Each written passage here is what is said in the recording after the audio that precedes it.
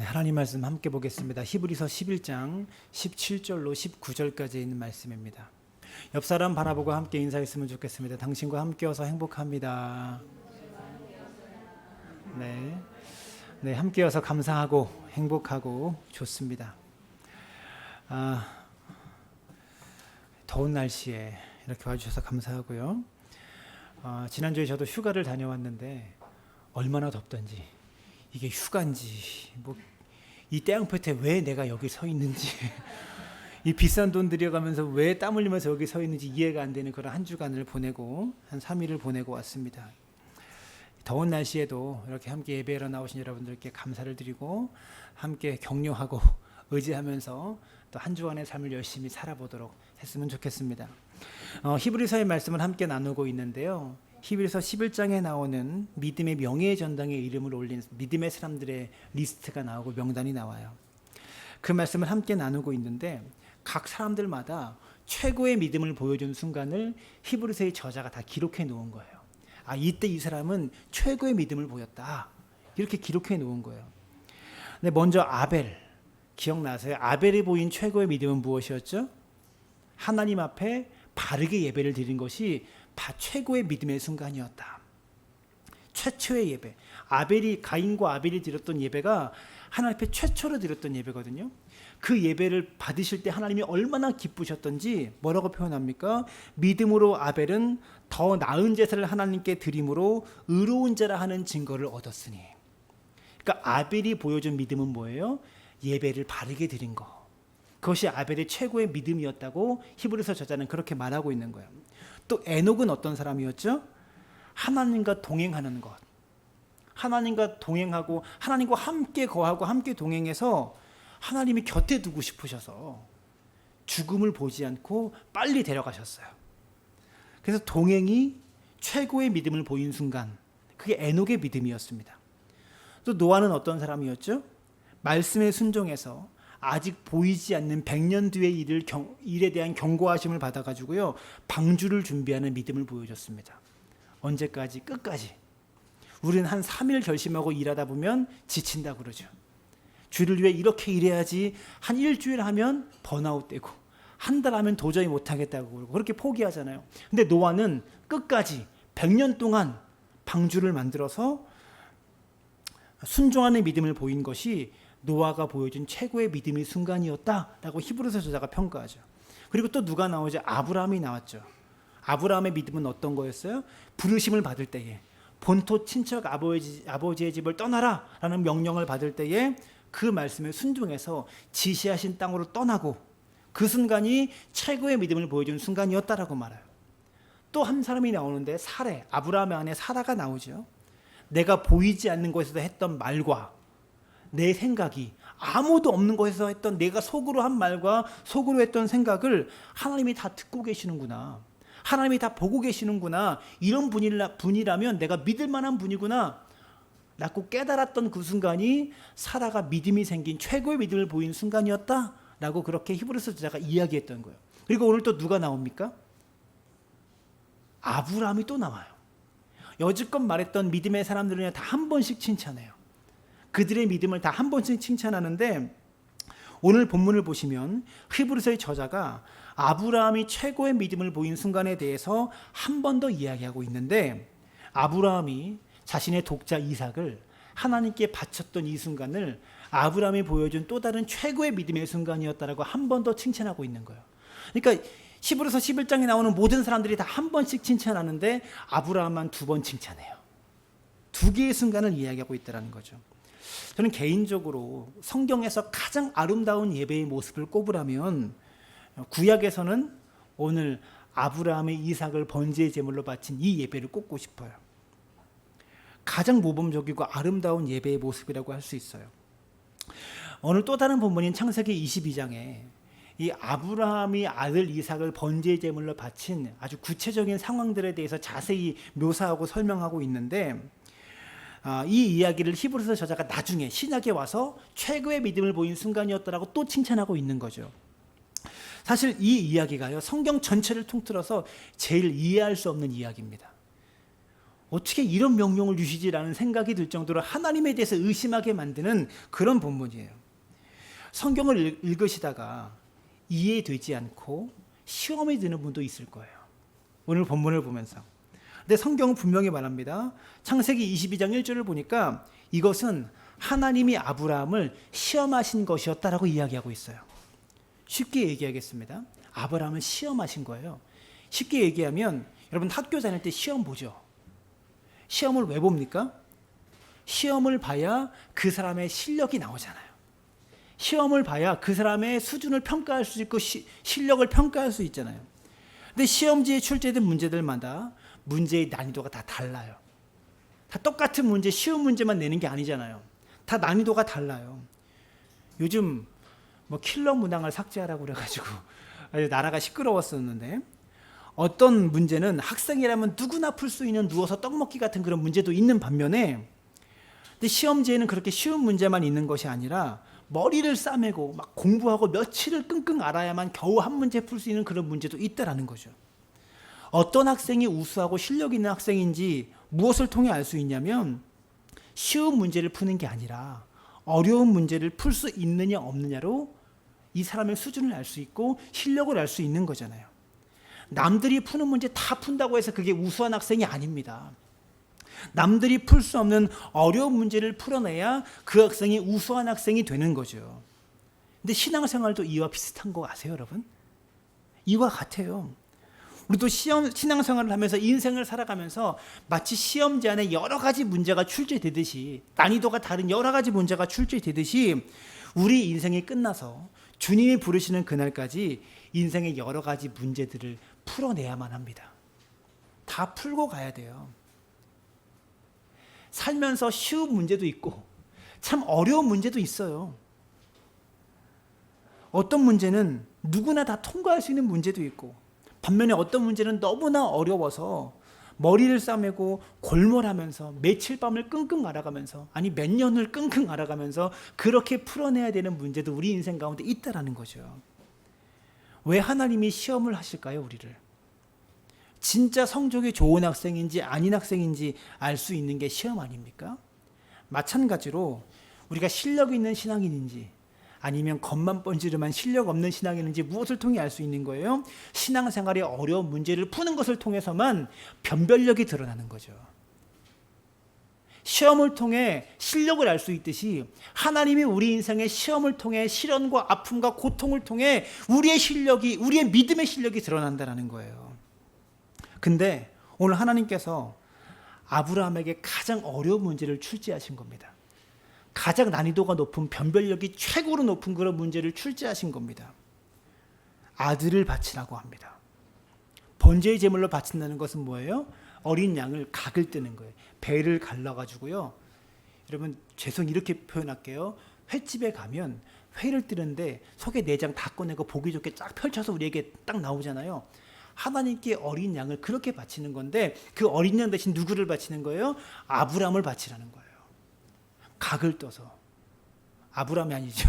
자기 아들 이삭을 바치라는 거예요. 하나밖에 없는 아들 이삭을 그렇게 바치라는 거예요. 우리는 이 문제의 해답을 알고 있습니다. 해답은 뭡니까? 하나님이 아들을 원하신 게 아니었어요. 아들 이삭을 원하신 게 아니라 하나님께서 원하셨던 것은 아브라함의 순종, 이것을 확인하고 싶으셨던 거예요. 너가 그렇게 제가 지지난주에 말씀드렸죠. 당신은 아브라함이 본토 친척 아버지의 집을 떠나서 하나님께서 어느 땅인지 알려주시지도 않은 그 땅을 갈 때 이스라엘은 당시 사회는 시족 사회였잖아요. 가족끼리 공동체로 뭉쳐가지고요. 다른 집안이 침략해오는 집안끼리 싸우는 거예요. 가족끼리 똥돌 뭉쳐야 이길 수 있는, 그래서 애를 많이 낳는 거예요. 아직까지 아랍권에 애를 많이 낳잖아요. 모슬렘 문화들은 왜 유목 생활을 하니까 애를 많이 낳는 거예요. 그렇게 해야 지켜낼 수 있기 때문에, 가족을 지켜낼 수 있고 공동체를 지켜낼 수 있기 때문에. 근데 아브라함에게 뭐라는 거예요? 그 가족을 떠나서 내가 너에게 지시할 땅으로 가라는 거예요. 이것은 뭐 생명 걸고 나를 따르라는 거죠.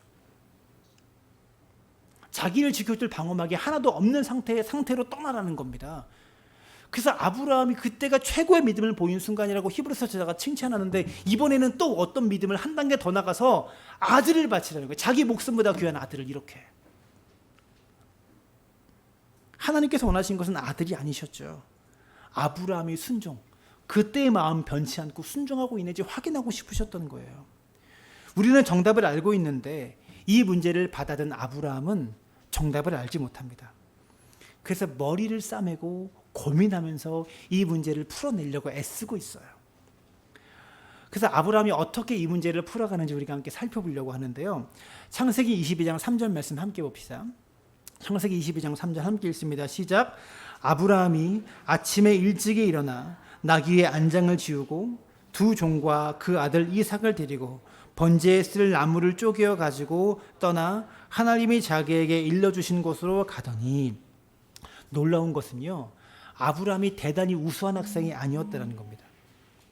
죄송해요. 원고를 잘못 읽었어요. 아브라함이 대단히 우수한 학생이었던 것이 이 어려운 문제를 순종함으로 나아갑니다. 그리고 3일 동안 아무 말도 하지 않았던 것으로 보입니다.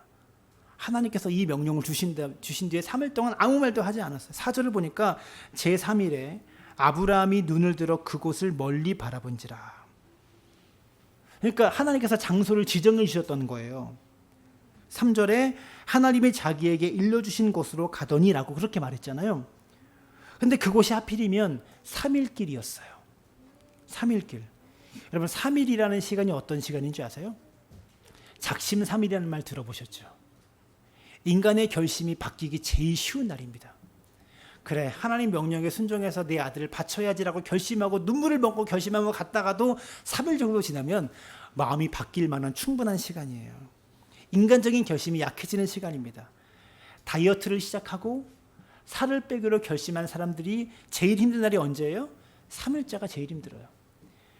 이제 공부 열심히 해야지 공부한 학생이 이 결심이 끊어지기 시작하는 날이 언제예요? 3일째부터예요. 올해는 담배를 끊어야지 라고 결심한 분들에게, 결심한 남편들에게 제일 힘든 날이 언제일까요? 3일째가 제일 힘들다고 하잖아요. 3일이라는 시간은요, 인간적인 결심이 약해지기 시작하는 그런 시간이라고요. 근데 하나님이 너무 신기하게도 아브라함에게 아들을 바치기로 결심하고 지시하신 장소까지 딱 3일 걸리는 그 장소로 가게 하셔요.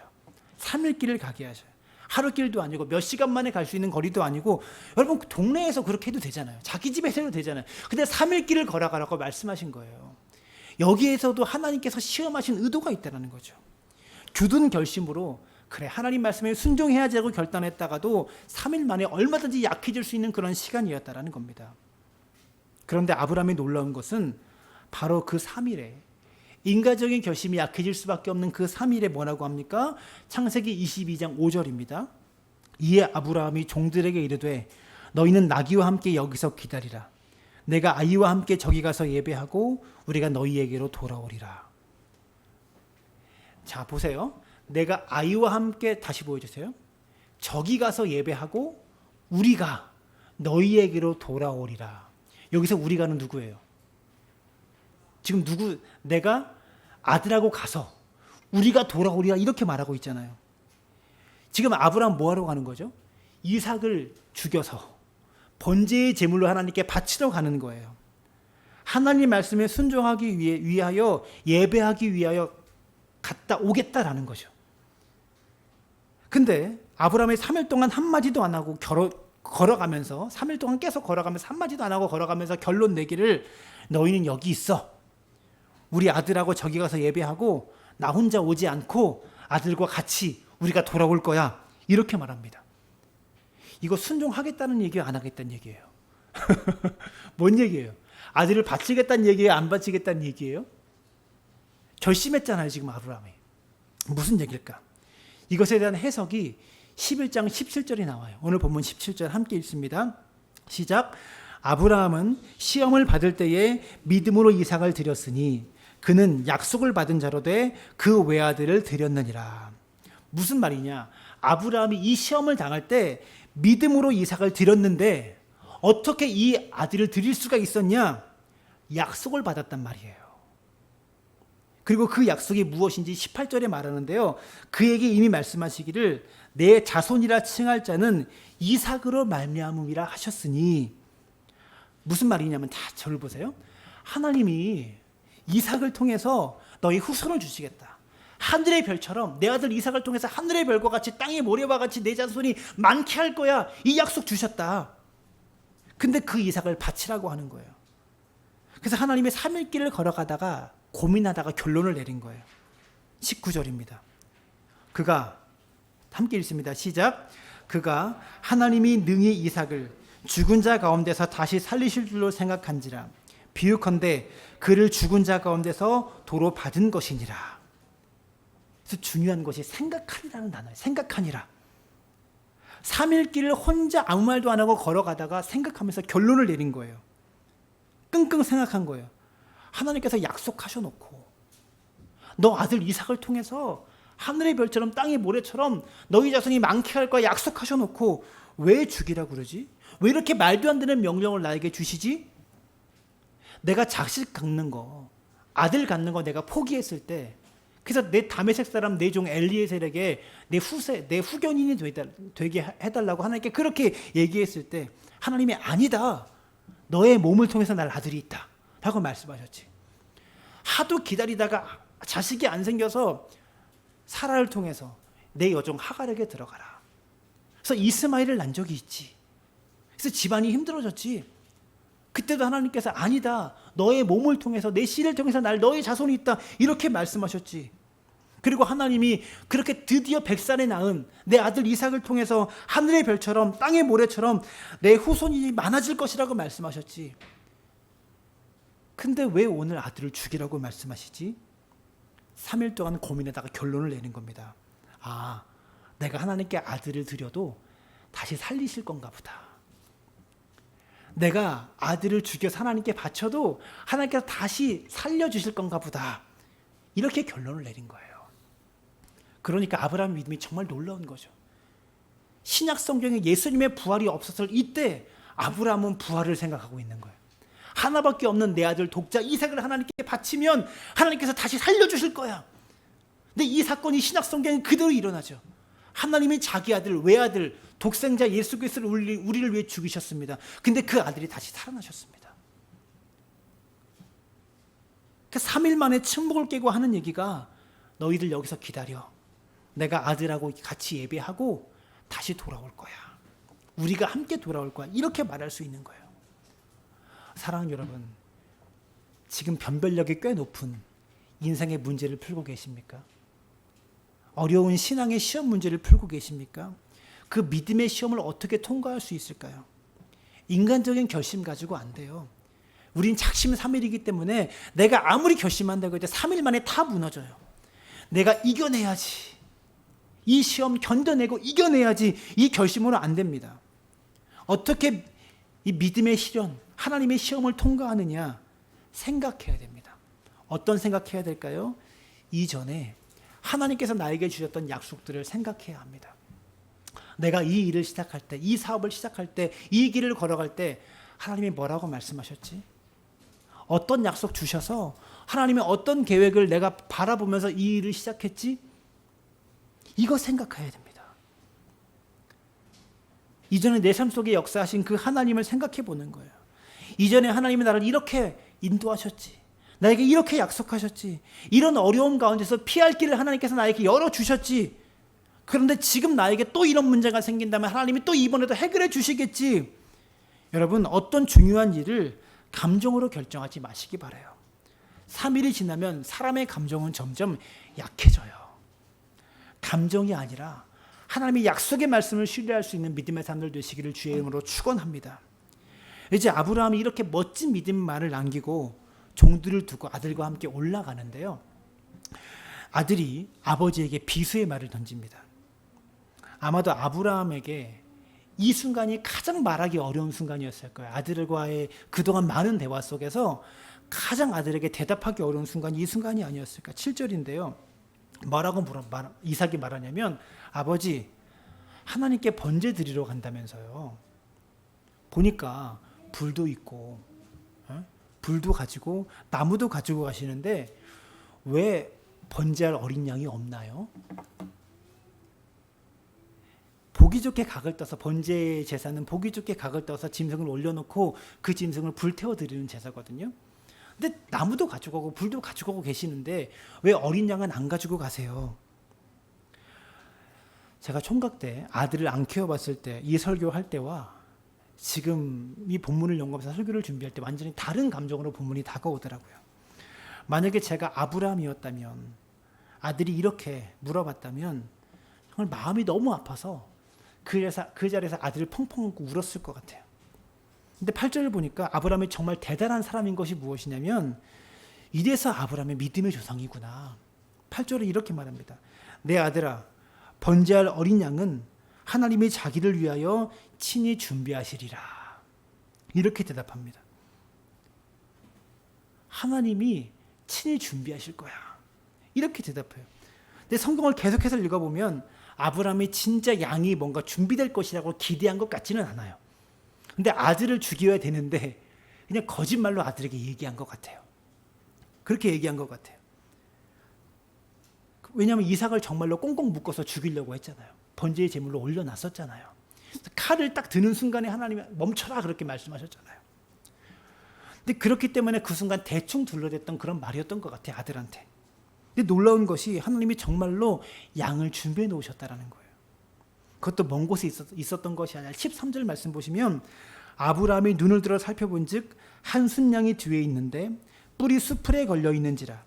아브라함이 가서 그 순양을 가져다가 아들을 대신하여 번제로 드렸더라. 바로 뒤에 순양이 수풀에 걸려 있는 거예요. 순양이 수풀에 걸려 있어서 막 걸려 있는 거예요. 근데 놀라운 것이 하나님이 정말로 양을 준비하고 계셨다는 것이죠. 그것도 먼 곳에 있었던 것이 아니라 13절 말씀 보시면 아브라함이 눈을 들어 살펴본 즉 한 순양이 뒤에 있는데 뿔이 수풀에 걸려 있는지라. 바로 뒤에 순양의 뿔이 수풀에 걸려가지고요 준비되어 있었다라는 겁니다. 아까는 그냥 아들한테 둘러댄 말이었는데, 거짓말로 그냥 둘러댄 말이었는데 진짜 하나님이 준비해 놓고 계시니까 아브라함이 너무 놀라서 하나님을 뭐라고 불러? 여호와 이레 하나님이라고 부릅니다. 여호와께서 준비하셨다. 준비하시는 하나님. 이 여호와 이레라는 말이요, 이 아브라함이 아들을 바치려고 할 때 준비해 놓으셨던 순양을 보면서 아브라함이 했던 말이에요. 그래서 준비하신 하나님이라는 뜻이에요. 오늘 이 말씀을 통해서 여러 가지를 우리 삶에 적용해 보고 싶은데요. 첫째, 하나님은 우리를 위해서 준비하시는 분이세요. 천지 창조 때부터 그랬어요. 하나님이 인간을 몇째 날 만드셨죠? 6째 날 만드셨어요. 첫째 날에 빛과 어둠을 만드시고 둘째 날에 하늘의 위의 궁창과 하늘 아래의 궁창, 땅과 바다를 만드셨죠. 셋째 날에 땅과 바다를 만드셨죠. 그리고 넷째 날에 해와 달과 별을 만드셨어요. 다섯째 날에 어류와 조류들, 식물들을 만드시고 여섯째 날에 동물을 만드시고 그리고 사람을 함께 만드셨어요. 만약에 사람을 첫째 날 만드셨으면 우리가 어떻게 살아요? 땅하고 물만 있을 때 사람을 해도 없고 달도 없고 별도 없을 때 사람을 만드셨으면 셋째 날 만드셨으면 우리가 어떻게 뭐 먹고 살고 빛도 없이 어떻게 살아요?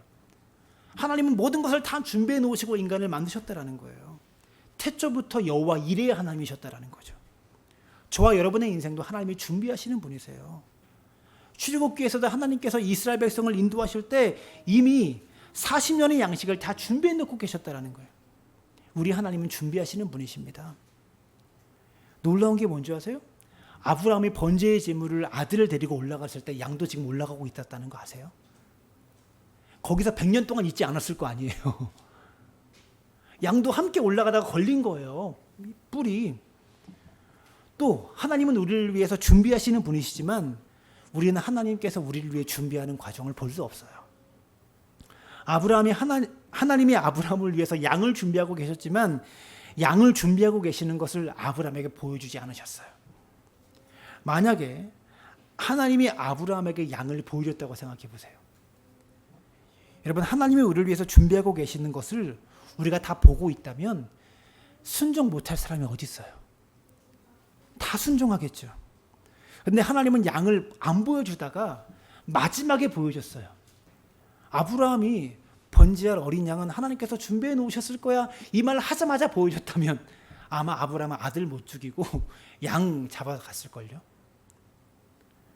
하나님이 왜 안 보여주셨을까? 하나님께서 우리와 맺기 원하시는 관계는 신뢰 관계이기 때문이에요. 하나님은 준비하고 계시지만 우리에게 보여주지 않으시면서 우리가 당신을 신뢰하길 원하세요. 신뢰하는 것은 믿을만 하다라는 말이거든요. 변하지 않는다는 거거든요. 누구를 믿을만 하죠? 변하지 않는 사람을 믿을만 하는 거예요. 하나님 변하지 않으시는 분이세요. 그래서 우리가 하나님만을 변하지 않고 신뢰하기를 원하신다는 거죠. 분명히 아브라함이 아들을 번제의 제물로 바치기 위해서 산을 힘겹게 올라가고 있을 때 그 반대쪽에서 하나님께서 양을 또 올려보내고 계셨을 거예요. 근데 안 보여주십니다. 만약에 하나님이 보여주셨으면 그거 순종 못할 사람이 어디 있겠어요. 여러분, 우리가 이 시대의 아브라함이라고 저는 생각됩니다. 힘겹게 인생의 길을 걸어가고 계십니까? 보이지 않는 반대편에서 하나님이 순양을 또 함께 올려보내고 계시다는 것을 기억하시길 부탁을 드립니다. 단지 우리 눈에 안 보일 뿐이에요. 지금 인생의 어려운 길을 걷고 있잖아요. 반대편에서 올려보내고 계시다니까요. 세 번째, 인생에 있는 장애물에 대해서 오늘 이 본문을 통해서 새로운 시각을 가져야 돼요. 인생에 장애물이 없는 사람은 없습니다. 우리는 하나님께 이런 장애물들을 없애달라고 기도하죠. 고난이 없게 해주시고 장애물이 없게 해주세요라고 기도합니다. 오늘도 아브라함을 보시면 그 나이 많은 아브라함이 지금 한 120세 정도 됐을까요? 이삭이 20살 됐을까? 15살이었을까요? 100살에 나왔으니까. 아무튼 아브라함은 110은 넘었을 거예요. 그 아들을 바치기 위해서 3일 길을 걸었습니다. 1시간 걷는 것도요. 1시간 걷고 나면 사람이 거의 기진맥진해요. 이 더위에. 그리고 아브라함이 있는 곳은 광야입니다. 이런 찜통 더위에 물도 없이 뭐 에어컨 나오는 그런 실내도 없이 3일 길을 낙타와 함께 걸어가고 있는 거예요. 근데 아브라함이 또 산을 올라가요, 지금. 종들은 여기 두고 아들과 함께 산을 올라가요. 근데 아브라함이 올라가고 있는 이 모리아 산이요, 희내 산처럼 민둥산이 아니라 수풀이 우거진 산이었던 것 같아요. 무엇을 보면 알 수 있습니까? 13절에 보면 순양의 뿔이 어디 걸렸어요? 수풀에 걸렸어요. 그러니까 양의 뿔이 수풀에 걸릴 정도면 그 부분에만 그 수풀이 있는 게 아니라 산 전체가 수풀이었겠죠. 수풀로 우거진 그런 산이었겠죠. 그 빡 솟은 소나무가 아니라 그냥 덤풀 같은 그런 수풀로 우거진 그런 산이었을 거예요. 나이 많은 아브라함이 3일 길을 걸었다가 힘겹게 산을 올라가면서 양의 뿔이 어디쯤 올까요? 이 사람 허리쯤 올까요? 에? 가슴이나 허리쯤 오겠죠. 거기에 뿔이 걸린 거예요. 그럼 수풀이 높이가 어느 정도였다는 거예요? 허리나 가슴까지는 왔다는 거잖아요. 힘겹게 그 수풀이 우거진 산을 올라가면서 어떻게 올라갔을까? 수풀을 헤치면서 올라갔을 거 아니에요. 근데 그 수풀들이 산을 오르는 아브라함과 이삭에게 장애물이었어요. 얼마나 따가웠겠고 얼마나 힘들었겠어요. 근데 놀랍지 않습니까? 아브라함을 힘들게 산에 올라가게 했던 그 수풀이요, 그 수풀에는 장애물이 있었기 때문에 양도 그 수풀에 걸릴 수 있었던 거예요. 이게 신기한 거예요. 분명히 아브라함이 산을 올라가는데 큰 장애물이 수풀이었지만 그 수풀 때문에 힘겹게 올라가서 양도 그 수풀에 걸릴 수 있었던 거라니까요. 다시 말하면 아브라함을 힘겹게 하는 장애물이 없었다면 아들을 위해서 순양이 거기 걸릴 일도 없었다라는 거죠. 이게 놀라운 겁니다. 우리 인생 가운데 하나님이 허락하신 장애물이 있어요. 인생에 고난이 있어요. 걸리적거리고 나를 힘들게 하는 장애물이 누구에게나 있습니다. 근데 그 장애물들이 하나님이 역사하시는 통로가 된다는 거예요. 하나님이 새로운 역사를 경험하고 체험할 수 있는 통로가 우리 인생의 장애물 때문에 순양이 걸린다니까요. 내 인생에 장애물이 없는 것이 축복인 것 같지만 아니라는 거죠. 내 인생의 장애물을 통하여 하나님이 역사하시는 간증거리가 된다는 것을 여러분들이 기억하셨으면 좋겠습니다. 하나님은 여호와 이레의 하나님이십니다. 우리를 위해서 준비하시는 분이십니다. 우리가 이 말씀을 읽을 때 언제나 아브라함에게 투영하면서 말씀을 읽었죠. 근데 이런 생각이 들더라고요. 혹시 하나님께서 내가 누군가를 위한 순양이 되어주기를 원하지 아니하실까? 이 말씀을 읽으면서 누군가의 인생에 우리가 준비된 순양이 되어졌으면 좋겠다 이런 생각이 되더라고요.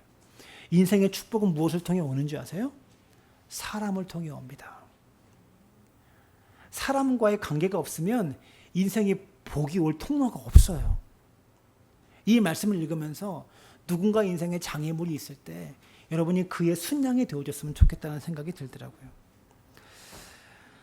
우리가 아브라함처럼 하나님이 준비해 놓으신 순양을 경험하는 것도 귀하지만 내가 주님이 준비해 주신 순양이 되어서 주를 위해 쓰임받는다면 이것도 얼마나 기쁠까라는 생각이 들더라고요. 하나님이 아브라함을 시험하신 것과 같이 똑같은 내용으로 우리를 시험하지 않습니다. 왜? 우리의 믿음의 수준은 이렇게 변별력이 높은 문제를 풀 수 없기 때문에 이런 문제를 똑같이 우리에게 시험하지 않습니다. 아브라함 이후에 그 누구에게도 아들을 바치라는 명령을 주신 적이 없어요. 아브라함의 경우 골고다 예수 그리스도의 모형을 우리에게 보여주시기 위해서 구약에서 경험해주고 보여주시기 위해서 아브라함을 특별히 그렇게 시험하신 거예요. 근데 중요한 건 시험의 원리는 똑같습니다.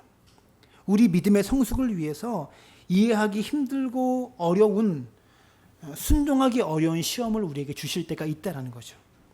물론 아무에게나 이런 시험 주시지 않아요. 수준에 맞는 문제를 주세요. 시험을 주신다는 것 자체가 벌써 하나님께서 나를 신뢰하고 있다는 것이기 때문에 기쁘게 여겨야 합니다. 너희가 여러 가지 시험을 만나거든 기쁘게 여기라 말씀하고 있잖아요. 시험을 주신다는 것 자체가 하나님은 우리를 믿고 있다, 신뢰하고 있다는 거예요. 하나님께서 아무에게 선교사로 가라 이렇게 명령하지 않습니다. 아무에게나 너 목사가 되라 이런 무서운 말씀 감히 주시지 않습니다. 사도 바울과 같이 순종할 믿음이 있는 자들에 대한 그런 사명 주시고 명령을 주시는 거예요. 아무에게나 가진 것 다 팔아 가난한 자들에게 나누어 주고 나를 따르라 이렇게 말씀하시지 않고 아무에게나 너 순교해라 이렇게 말씀하시지 않는다고요. 하나님은 아브라함을 시험하실 때 그가 기꺼이 순종할 것이라는 것을 아셨습니다. 그렇기 때문에 아시면서도 그를 축복하시기 위하여 믿음의 성숙을 위해서 시험하신 것이죠. 하나님은 이 시대의 아브라함을 찾고 계십니다. 순종을 통하여 이 세상에 하나님의 살아계심을 증거하고 하나님의 거룩한 뜻을 이루어드릴 그런 사람을 하나님은 지금도 찾고 있다는 거예요. 하나님께서 주시는 명령이 무엇이든 사명이든 온전한 마음으로 순종할 수 있는 믿음의 사람들 되시길 바랍니다. 직장에서, 가정에서, 교회에서 하나님의 나라를 위해서 할 수 있는 일을 다해서 하나님께 영광을 돌릴 수 있는 믿음의 사람들 되어주시기를 주님의 이름으로 축원합니다.